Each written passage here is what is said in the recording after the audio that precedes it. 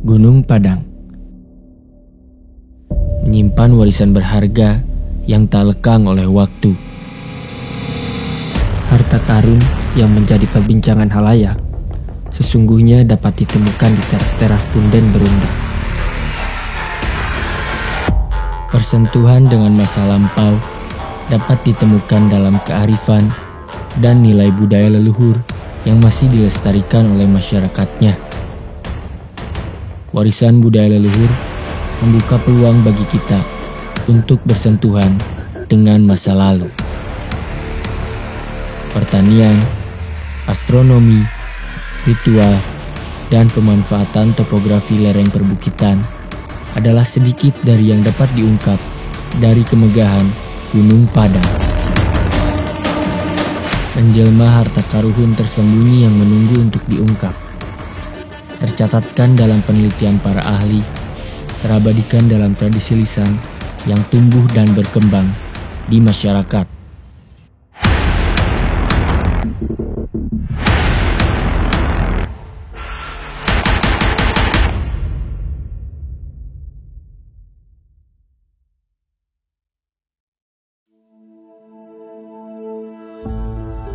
Gunung Padang yang terletak di Desa Karyamukti, Kecamatan Campaka, Kabupaten Cianjur ini merupakan struktur yang berdiri sendiri.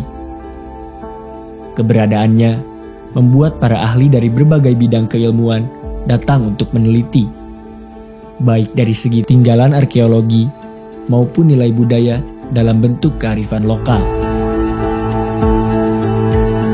Dugaan tentang harta karun menjadikan Gunung Padang situs punden berundak termasyhur saat ini. Dalam beberapa dekade terakhir, masyarakat dari berbagai kalangan menyambangi Gunung Padang untuk membuktikan kebenarannya.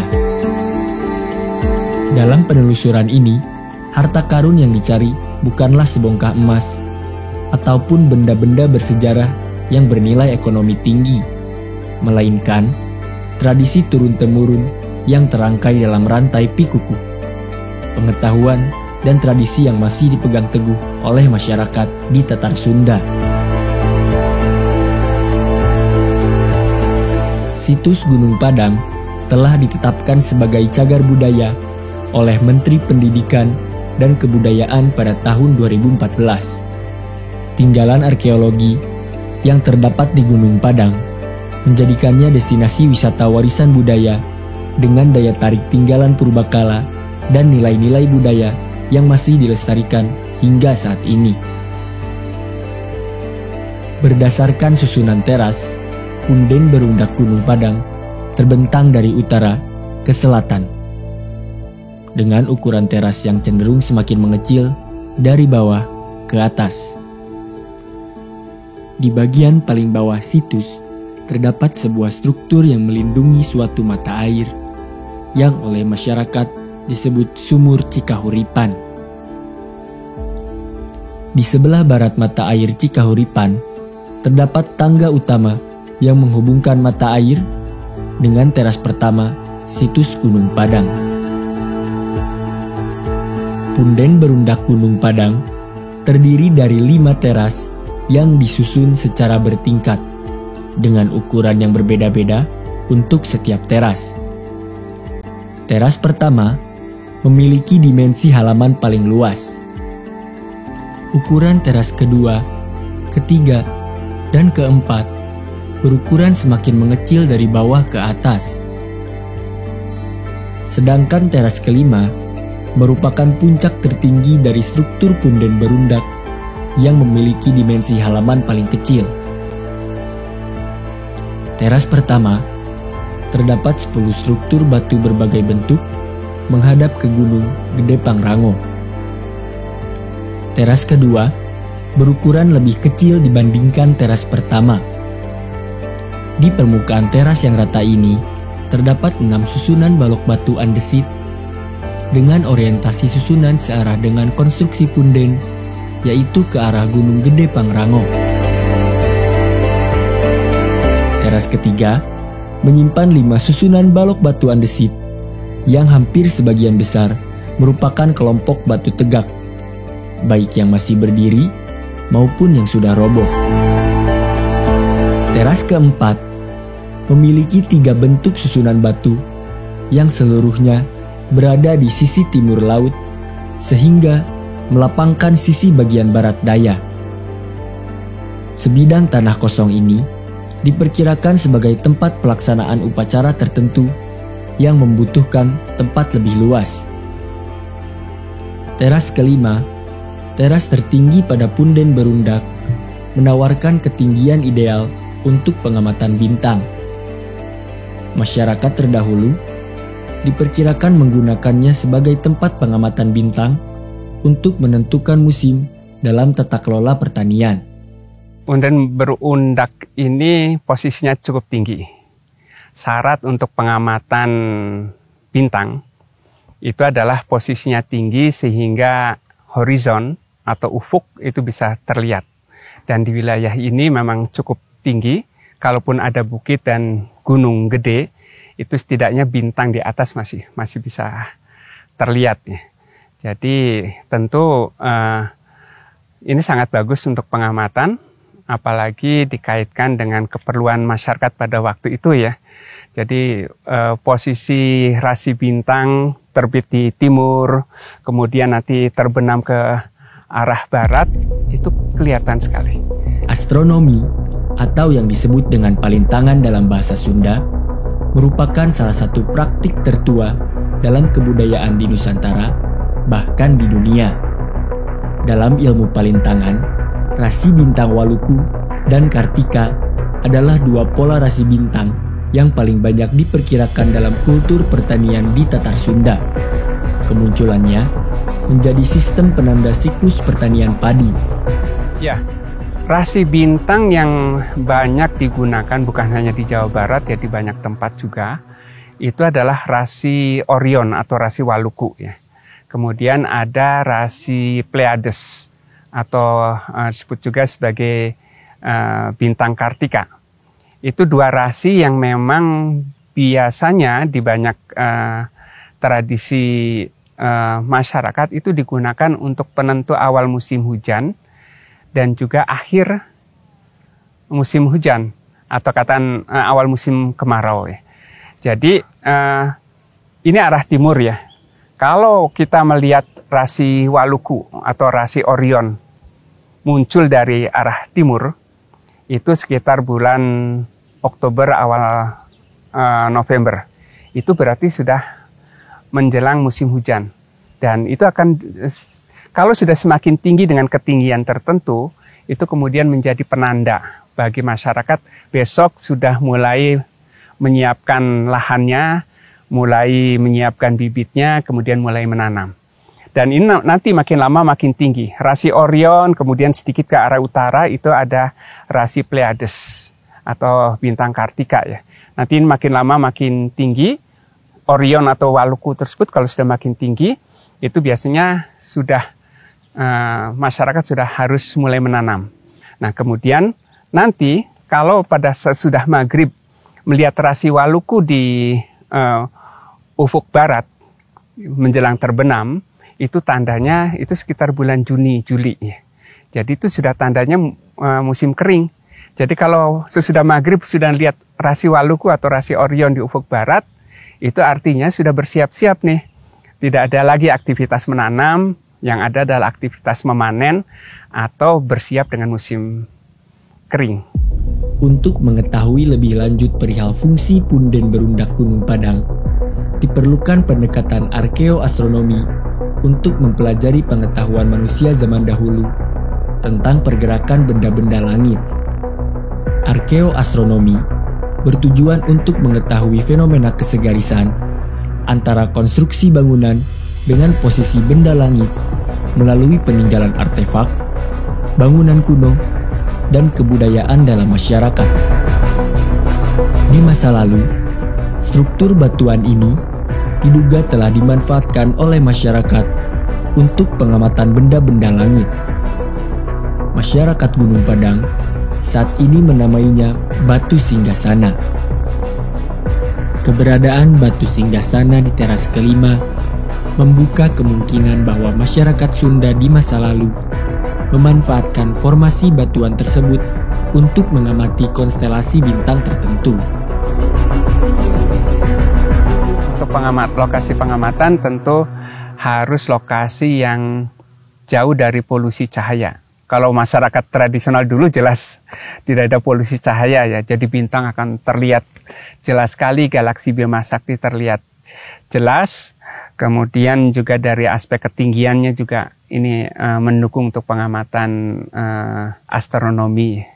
Nah, dalam konteks Gunung Padang ya astronomi setidaknya menganalisis apa sih yang dilakukan oleh masyarakat pada waktu itu untuk sebut saja mendukung waktu tanam. Pasti mereka karena belum ada kalender, belum ada cara perhitungan waktu, yang paling baik adalah memperhatikan posisi terbit rasi-rasi tertentu atau posisi terbit matahari. Itu yang biasa digunakan untuk penentuan awal musim hujan. Dan juga peringatan nih, sebentar lagi musim kering. Sebagai salah satu perwujudan nilai-nilai budaya leluhur, praktik palintangan yang saat ini dilakukan di Gunung Padang tidak dapat dilepaskan dari pelaksanaan ritual. Diawali dengan penyucian diri di mata air Cikahuripan yang terletak di kaki gunung. Sebelum menginjak batu singgasana, para pelaku ritual menyusuri teras-teras punden berundak. Perlengkapan ritual ditempatkan di setiap teras sebagai bagian dari ritual budaya setempat. Tradisi ini merupakan wujud penghormatan terhadap Nyai Pohaci, Sang Hyang Asri, serta ungkapan rasa syukur kepada Tuhan Yang Maha Esa. Ritual merupakan bagian integral dari kehidupan masyarakat Sunda. Nyai Pohaci, Sang Hyang Asri, atau yang dikenal dengan Dewi Sri, merupakan sosok yang dimuliakan di dalam aspek pertanian serta keyakinan masyarakat Sunda. Dewi Sri diyakini memainkan peran penting dalam kesuburan lahan pertanian serta hasil panen yang berlimpah.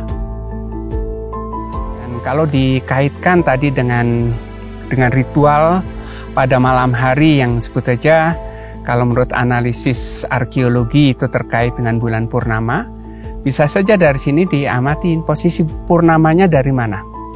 Dan kalau posisi, karena purnama ini akan bergerak di titik terbitnya itu bisa paling selatan sampai dengan paling utara. Dan nanti ini bisa dilihat juga pada saat seperti apa posisi purnamanya itu dikaitkan dengan ritual tertentu misalkan. Memang di sini tidak ada tanda-tanda jejak ya. Tapi karena lokasi ini menurut analisis arkeologi digunakan untuk kegiatan ritual. Dan salah satu analisisnya, ritual itu dilaksanakan pada malam hari, tentu memanfaatkan bulan purnama. Budaya pertanian yang saat ini dilakukan di Gunung Padang melahirkan ritual Mapag Bulan Purnama. Tradisi yang melibatkan tarawangsa sebagai salah satu kesenian dalam ritual tersebut. Alat musik tarawangsa kerap dipadukan dengan alat musik tradisional Sunda lainnya, seperti karinding dan kacapi. Tarawangsa merupakan ekspresi seni sebagian besar masyarakat Sunda yang menggantungkan kehidupannya di sektor pertanian. Kesakralannya memunculkan ungkapan filosofis, di antaranya Narawang Kanu Maha Kawasa, yang mencerminkan peran alat musik ini dalam berbagai ritual sakral. Kalau di Gunung Padang biasanya berkaitan dengan pertanian, gitu kan. Kayak misalkan sesudah panen, gitu. Terus ada juga ritual yang dilaksanakan seperti Mapag Bulan Purnama, gitu. Mapag Bulan Purnama. Tarawangsa biasanya dimainkan sesudah panen, gitu. Sambil mengiringi yang membawa padi ke lumbung atau ke leit. Itu biasanya parenya diarak, menggunakan sebilah bambu ditancapkan di situ, diarak menuju ke leuyeut atau lumbung padi kayak gitu. Masyarakat Gunung Padang menyandarkan aktivitas pertanian pada geomorfologi gunung yang arif dan selaras dengan alam. Terbagi ke dalam 3 wilayah hutan: hutan larangan, hutan tutupan, dan hutan baladahan. Pembagian lahan berdasarkan fungsinya bermanfaat untuk menjaga kualitas sumber air, mencegah pemanasan global, serta menjaga habitat flora dan fauna agar tetap berlangsung secara alami. Selain hutan larangan, masyarakat Sunda mengenal hutan tutupan yang berperan penting dalam menjaga kestabilan alam. Fungsinya sebagai resapan air dan suaka alam, menjadikan hutan tutupan rumah bagi kelangsungan ekosistem di sekitarnya. Sebagaimana masyarakat Sunda pada umumnya, masyarakat Gunung Padang juga mengenal fungsi hutan baladahan untuk pertanian. Baladahan berfungsi sebagai hutan produksi yang ditanami aneka tumbuh-tumbuhan dan berperan penting dalam ketahanan pangan suatu wilayah. Guna menjaga keberlanjutan hasil pertanian, nenek moyang masyarakat Sunda menciptakan karinding, alat musik tradisional terbuat dari bambu atau pelepah aren yang berfungsi sebagai penangkal hama padi. Biasana saur sepuh kapungkur dimainkeun teh dina musim pare kan, bekah pare otomatis didinya kan seueur hama seperti soreng, kungkang, nya painten bolok kotono, manuk sineng anu sanesna. Tah sepuh kapungkur teh nya meunang ngadaweung dina galengan dibunyikeun margi ngandung suara naon sebatan teh geuningannya. Jadi si si wareng teh merasa terusik, jadi tegenah ku ngadanguna karinding teh. Jadi ari niat gitu nya. Ari ayeuna mah pantos modern teh seueur obat-obatan wah dipaehan we hamana teh gitu. Ari kapungkur mah diusir teh acan aya alat maehanana gitu. Resonansi suara yang dihasilkan karinding diketahui dapat menangkal hama dan serangga. Tekanan suara yang dihasilkan oleh karinding tergolong dalam desibel rendah yang hanya dapat didengar oleh serangga dan hewan tertentu, termasuk hama padi seperti wereng, belalang, jangkrik, dan sebagainya. Suara yang dihasilkan karinding membuat hama padi enggan mendekat. Karinding bermanfaat dalam kehidupan sosial budaya masyarakat Sunda. Tidak hanya dalam kegiatan pertanian, tetapi juga dalam menumbuhkan semangat gotong royong.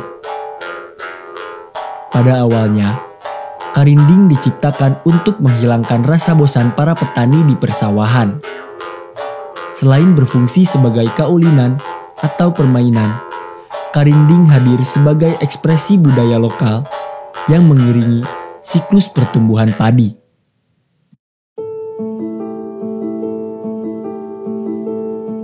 Punden berundak Gunung Padang serupa cawan lebur yang mempertemukan para peziarah. Peradaban manusia silih berganti mengisi teras-teras Punden dan menjadi saksi bisu perjalanan spiritual manusia sejak zaman dahulu. Selain pertanian ladang, Gunung Padang dikelilingi ekosistem perairan dan sejumlah perkampungan. Sungai Cimanggu, ekosistem perairan paling dekat dengan desa-desa di sekitar Gunung Padang, mengalir jauh ke utara hingga ke tubuh Sungai Cimandiri. Tata kelola pertanian di Gunung Padang tidak memerlukan sistem irigasi dari sungai terdekatnya, karena sawah tada hujan mengandalkan curah hujan yang biasanya dimulai pada bulan Oktober. Merujuk pada susunan Punden, penataan balok batu prismatik sebagai wujud kearifan lingkungan di masa lalu dapat ditelusuri melalui cara masyarakat pendukung budaya Gunung Padang menata sumber airnya. Pola konstruksi awal berupa mata air dapat ditemukan di bagian tangga naik menuju teras punden berundak. Masyarakat menyebutnya sumur Cikahuripan. Mata air yang digunakan sebagai sarana penyucian diri dalam ibadah atau ritual tertentu, sekaligus menjadi sumber air utama yang mengalir ke rumah-rumah warga.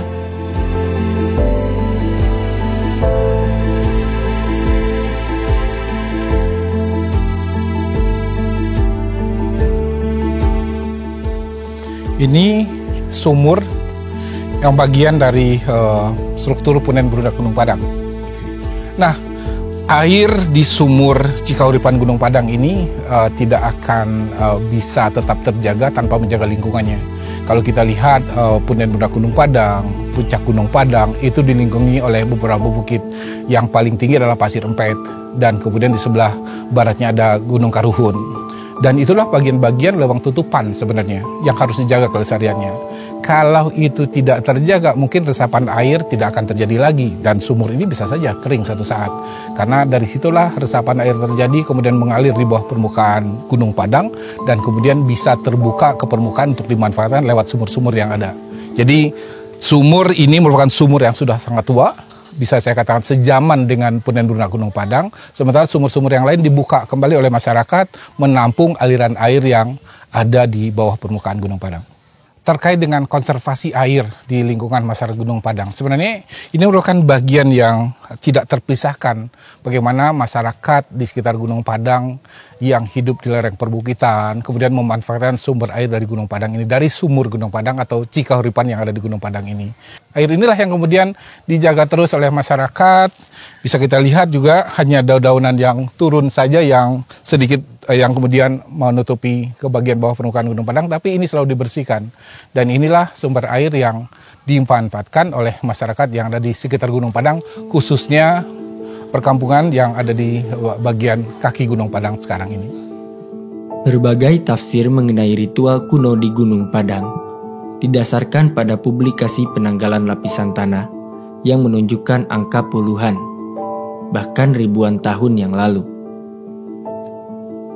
Topografi alam Gunung Padang yang terdiri dari lereng-lereng perbukitan memperkuat dugaan tentang dataran tinggi yang diperkirakan sebagai tempat persemayaman arwah leluhur. Gunung Padang merupakan situs suci yang dihormati selama berabad-abad. Arkeolog Lutfi Yondri mengidentifikasi fungsi punden berundak Gunung Padang dari aspek ritual.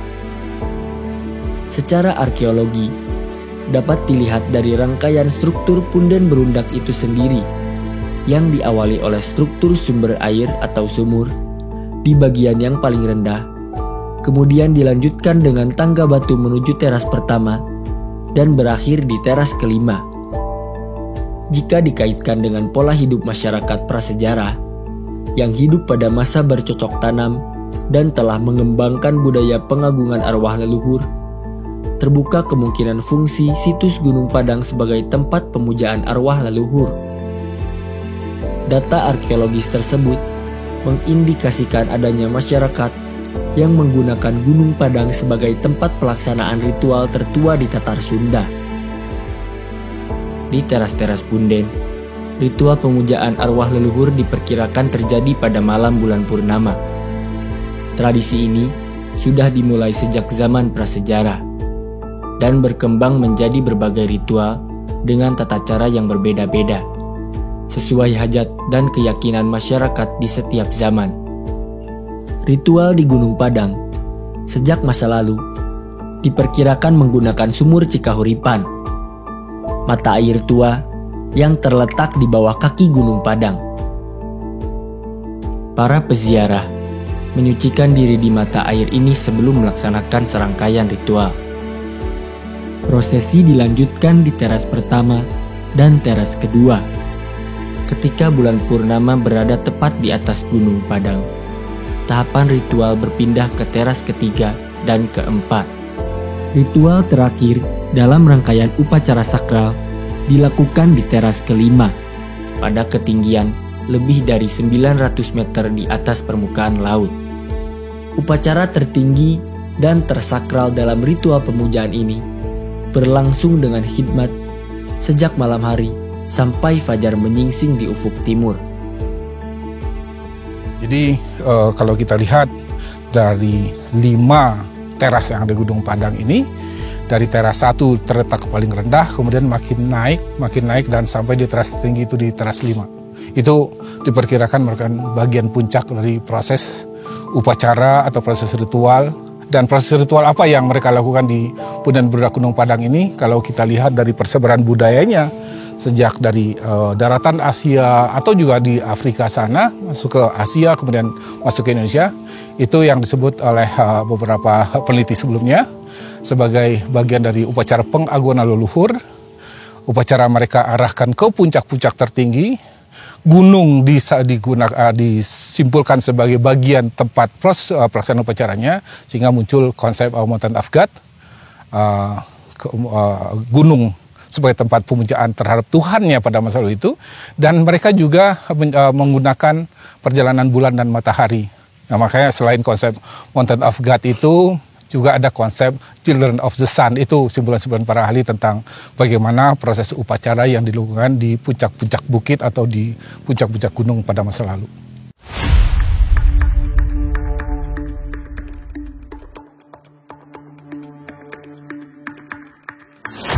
Seka Banda adalah salah satu ritual yang dilaksanakan di Punden Berundak Gunung Padang saat ini. Ditandai dengan penyucian benda pusaka menggunakan air dari sumur Cikahuripan. Ritual yang dilaksanakan 3 kali dalam setahun pada bulan Maulud, Rajab, dan Suro ini merupakan simbol dilestarikannya Gunung Padang sebagai salah satu situs warisan leluhur oleh masyarakat. Seka Banda merupakan ritual khusus yang melindungi situs dari keserakahan manusia. Penyucian benda pusaka dengan air Cikahuripan dilakukan dari teras keempat dan teras kelima. Ritual khusus ini melibatkan berbagai sesajian dan pembakaran dupa sebagai simbol penghormatan terhadap leluhur yang telah mewarisi peradaban, termasuk Gunung Padang. Situs leluhur yang bermanfaat bagi kehidupan masyarakat di sekitarnya. Pada zaman prasejarah, setelah berkembangnya budaya bercocok tanam, masyarakat mulai hidup menetap. Pada periode ini, muncul berbagai kerajinan yang tercipta dari kemampuan mengasah batu, menganyam, domestikasi tumbuhan dan hewan, pembuatan wadah-wadah untuk pengolahan makanan dari tanah liat bakar, muncul pula kegiatan pengagungan arwah leluhur. Pada tahap penelitian awal kegiatan pengagungan arwah leluhur, banyak ditemukan bentuk batu-batu besar. Pada masa itu, produk-produk budaya yang demikian disebut dengan megalitik. Mega berarti besar, dan litik berarti batu. Di teras 1 Punden Berundak Gunung Padang ini ada beberapa susunan batu yang disebut dengan klaster ya, untuk memudahkan pendeskripsiannya. Paling tidak ada sekitar 10 susunan batu yang terbuat dari kolumnar join ini yang disusun dalam bentuk persegi, dan yang sangat khas di sini adalah klaster ruang berbentuk 4 persegi ini. Di sini terdapat pintu gerbangnya, dan kemudian di pojok sebelah timurnya ada batu datar yang berbeda bahan atau materialnya dengan batu-batu yang disusun baik untuk menyusun lantai maupun batu berdiri dan juga teras-teras di Punden Berundak ini. Dia berupa seed join atau batu datar dan seringkali juga disebut dalam ranah arkeologi sebagai dolmen. Biasanya batu-batu itu dalam proses ritual masyarakat masa lalu itu digunakan sebagai tempat menempatkan sesembahan atau untuk ubur rampe pelaksanaan upacara masa lalu. Dan dari hasil ekskavasi di bagian bawah dari batu datar itu, kita menemukan beberapa fragmen tepikar atau gerabah yang mungkin merupakan bagian dari wadah yang digunakan dalam pelaksanaan upacara atau ritual pada masa lalu. pengagungan entitas tertinggi yang diyakini bersemayam di Gunung Gede Pangrango memunculkan anggapan bahwa Gunung Padang merupakan perwujudan teori Mountain of God. Menarik dengan pertanyaan kemana orientasi atau arah hadap Punden Berundak Gunung Padang ini. Dan ada pertanyaan apakah dia menggunakan orientasi utara, selatan, timur, barat. Dan kalau kita lihat sekarang, mumpung ini cuacanya sangat cerah, kalau kita lihat dari teras 1 sampai ke puncak Gunung Padang ini, dia tegak lurus dengan puncak Gede Pangrango. Kalau kita tempatkan kompas, dia akan ada deviasi. Jadi inilah bagaimana kaitan antara puncak Gunung Padang dengan Punden Berundak itu diorientasikan kepada puncak tertinggi, ke puncak gunung tertinggi. Itulah yang saya sampaikan tadi kaitannya dengan bagaimana proses-proses ritual di era prasejarah itu, khususnya di masa bercocok tanam melalui puncak di era-era paleometalik itu, ditempatkan di puncak gunung dan kemudian diorientasikan ke puncak gunung yang lebih tinggi lagi. Dalam konsep pengetahuannya itu yang disebut dengan Mountain of God. Gunung Padang tersusun dari ribuan batuan kekar kolom atau kolumnar join bermacam bentuk. Dengan sebagian batuan masih tertimbun di antara lapisan tanah. Ahli geologi memperkirakan balok batu tersebut merupakan bentukan alami yang telah disusun oleh manusia. Bagaimana batuan-batuan Gunung Padang terbentuk dan apa yang terkandung di dalamnya, serta apa yang menjadi perbedaan antara batu yang saat ini masyarakat sebut sebagai batu gamelan di antara batuan kekar kolom lainnya. Gunung Padang teridentifikasi sebagai fosil letusan gunung berapi purba yang tertutup intrusi lava. Batuan asli Gunung Padang yang dihasilkan selama proses pembekuan lava membentuk batuan padat kekar kolom pentagonal prisma atau prisma segi 5. Karena ada beberapa ahli yang beranggapan bahwa ini dibikin, semuanya dibikin ya. Sedangkan dalam hukum di geologi, begitu ada namanya columnar joint, bentuknya kayak gini, segi 5 atau segi 6 tergantung ya, yang sejajar dia, berbentuk kolom-kolom.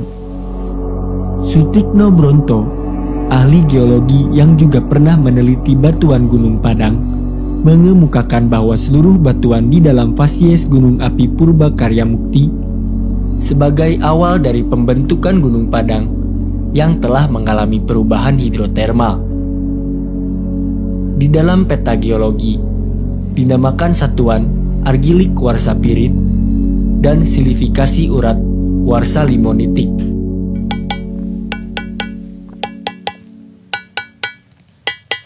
Jadi ini 1,5 meter kira-kira. Pelapukannya itu tidak semuanya seragam ya. Tergantung pada eksposurnya dia.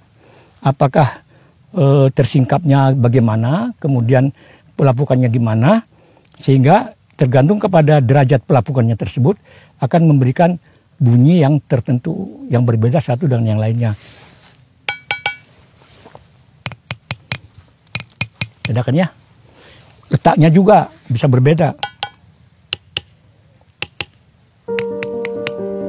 Pola keletakan batuan yang tersusun di teras-teras punden menunjukkan bahwa situs Gunung Padang merupakan mahakarya tinggalan purbakala. Perpaduan batuan alami dan kecerdasan masyarakat pembentuk situs Gunung Padang dalam menata batuan kekar kolom yang ada. Batuan-batuan di Gunung Padang dari ribuan balok batu ini kita bisa kelompokkan menjadi 2 sebenarnya. Mana yang susunan alamiah dan mana yang susunan budaya. Balok-balok batu ini semuanya diambil dari susunan alamiahnya. Jangan bisa dilihat di sini sebenarnya di dinding ini masih kita lihat ada balok-balok batu yang tersusun hampir timur barat dan ada sisa pelapukannya. Dan kemudian kita juga bisa membedakan kalau di dinding ini antara susunan alamiah dan susunan budaya. Kalau dia susunan budaya seperti ini dia mengikuti kontur alamiahnya, tetapi ada pengunci di antara batuan ini. Kenapa dipakai pengunci? Karena batuan ini prismatik, bersegi. Untuk menghindari goncangannya, dia berikan batu pengunci seperti ini. Gunung Padang adalah sebuah situs yang berdiri sendiri tanpa jejak pemukiman, pengaturan jalan, maupun pengelolaan sumber air ketika pertama kali ditemukan. Tidak diketahui pasti kapan masyarakat saat ini mulai menghuni wilayah Gunung Padang. Namun, pemanfaatan topografi lereng untuk pemukiman penduduk menunjukkan adanya mekanisme adaptasi yang dihasilkan dari pengamatan masyarakat sekitar terhadap struktur situs dan formasi batuan Gunung Padang. Mungkin sekarang kata-kata mitigasi itu bagaimana menghadapi bencana mungkin sering dilontarkan. Karena Indonesia sekarang terkena isu megatrust, gempa, segala macam. Dan nenek moyang kita di masa lalu, pada masa lalu tentang bagaimana mereka nyusun batu menjadi punden budak ini sangat arif dengan lingkungannya. Jadi mereka sudah menghitung bagaimana sudut miring dari masing-masing teras itu. Mereka sesuaikan dengan arah kemiringan tanah, juga kemiringan lereng dari susunan batu yang mereka lakukan itu. Dan bagaimana mereka mengunci susunan batu itu, apakah di ujung batuan ataupun di sisi balok-balok batu yang mereka susun, itulah kearifan mereka dalam menghadapi bagaimana rawannya mungkin pada masa lalu tentang posisi Gunung Padang yang rawan akan gempa, rawan akan longsor pada masa lalu itu. Di sekitar situs pernah terjadi longsor.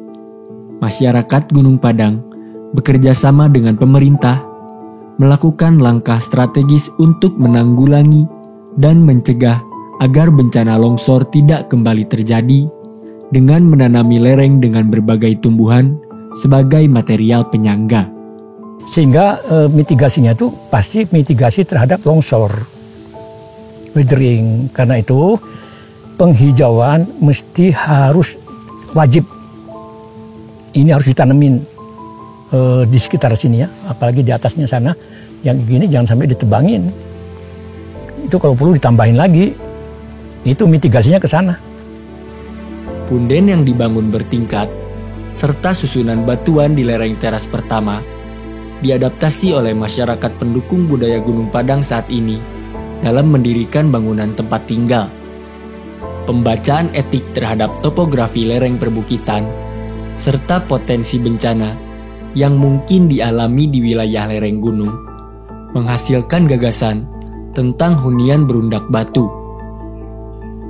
Konsep tempat tinggal yang mengedepankan struktur, material, dan konstruksi yang adaptif terhadap potensi bencana longsor. Kemiringan lereng tempat bangunan didirikan ditopang oleh balok-balok batu yang ditempatkan sebagai pembentuk struktur dinding lereng.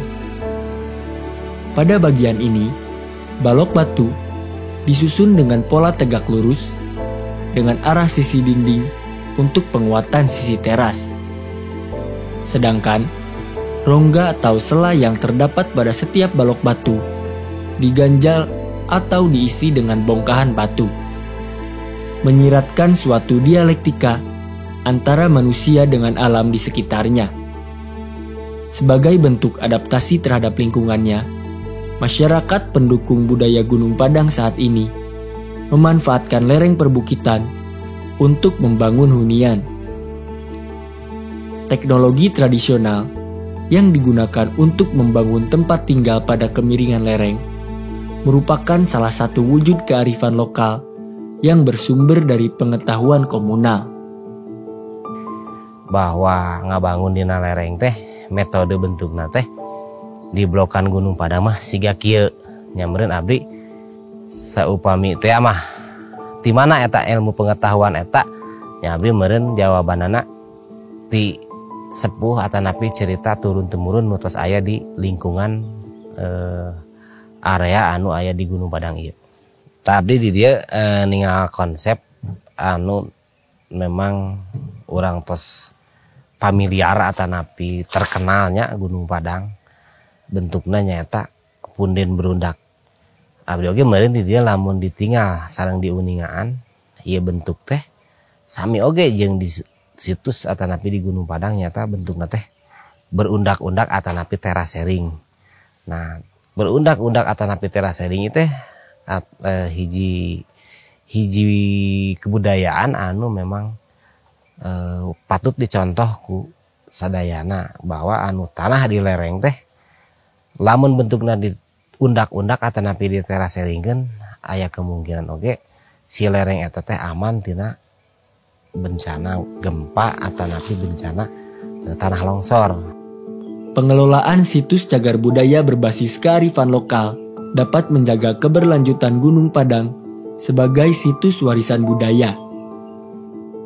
Gunung Padang memberikan sumbangsih bagi keberlanjutan ekosistem, tata kelola pertanian, pelestarian budaya, dan keselarasan hubungan antara manusia dengan Sang Pencipta. Dengan membandingkan berbagai bentuk punden berundak di Indonesia yang dibangun baik di lereng bukit atau di puncak-puncak bukit atau di puncak gunung sekalipun, bisa saya simpulkan bahwa punden berundak Gunung Padang ini merupakan sesuatu yang sangat khas dari sebagai karya arsitektur dari leluhur di masa lalu, khususnya di Tatar Sunda. Dan inilah sebagai bagian bentuk dari mahakarya leluhur dalam rangka mereka melaksanakan upacara pengagungan leluhurnya pada masa lalu. Dan yang inilah yang harus kita terus pertahankan, karena di balik pembangunan tempat-tempat ritual seperti ini kita bisa membaca berbagai nilai penting, nilai luhur dari generasi bangsa pada masa lalu itu atau dari nenek moyang kita. Bagaimana masyarakat yang masih sedikit saat itu mampu menyusun balok batu yang jumlah ribuan menjadi punden berundak. Dia bangun dari sumur di bagian bawah, kemudian ada bagian tangga naiknya juga terbuat dari balok-balok batu yang ukuran cukup besar dan cukup berat itu.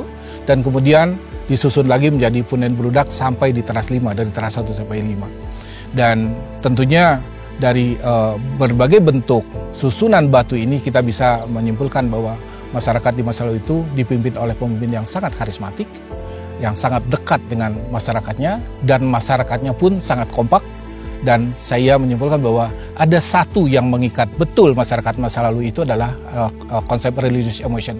Dengan semangat keagamaannya, dengan semangat persatuan dan kesatuannya, dan juga dengan dipimpin oleh pemimpin yang karismatik, mereka bisa mewujudkan mahakarya punden berundak Gunung Padang ini pada masa lalu.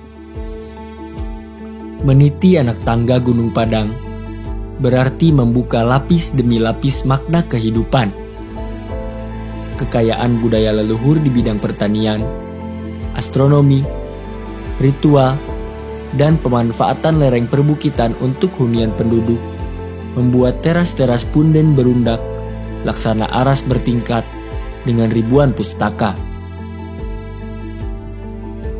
Seperti pusat keilmuan, tempat di mana pemikiran-pemikiran besar dilahirkan, Gunung Padang mendekatkan masa kini dengan pikukuh dari masa lalu yang hendak disampaikan. Sebagai mahakarya tinggalan purbakala, harta karuhun Gunung Padang patut dilestarikan dan menjadi sumber pengetahuan bagi generasi saat ini dan masa yang akan datang.